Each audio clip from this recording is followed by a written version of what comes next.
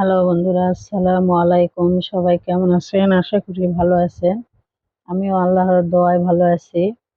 আপনারা দেখতে পাচ্ছেন ওই যে সবুজ গম্বুজ। এই সবুজ গম্বুজের নিচে আমাদের হযরত মুহাম্মদ সাল্লাল্লাহু আলাইহি সাল্লাম শুয়ে আছে।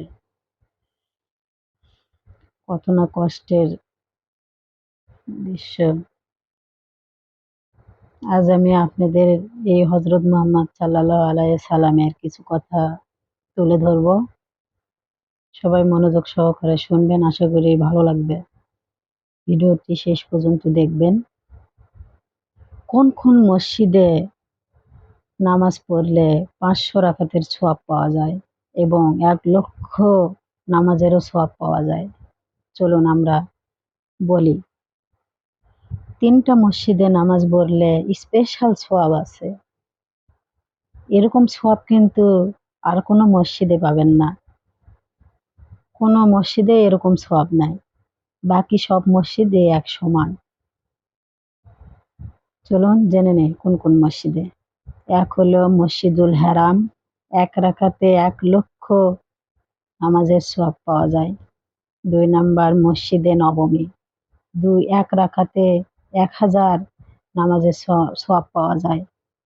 ৩ নাম্বারে মসজিদুল আকসা, ১ রাকাতে ৫০০ রাকাতে সওয়াব পাওয়া যায় বন্ধুরা।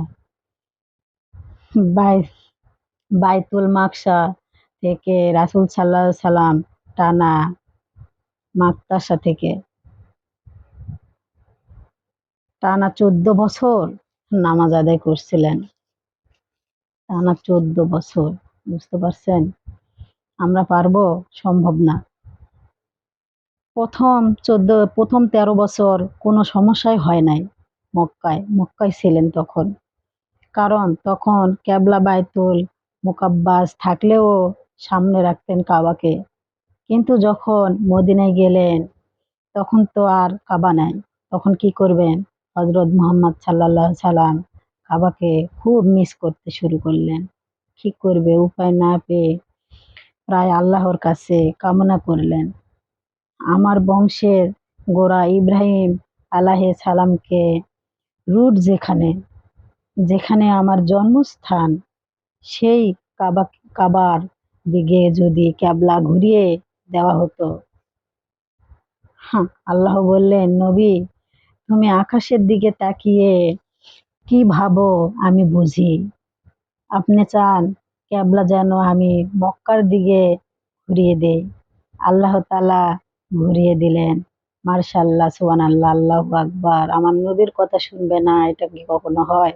বন্ধুরা, আমার চ্যানেলটি যদি আপনার ভালো লেগে থাকে ভিডিওটা, তাহলে অবশ্যই আমার চ্যানেলটি সাবস্ক্রাইব করবেন এবং সবাইকে দেখার সুযোগ করে দিবেন। আল্লাহ হাফেজ।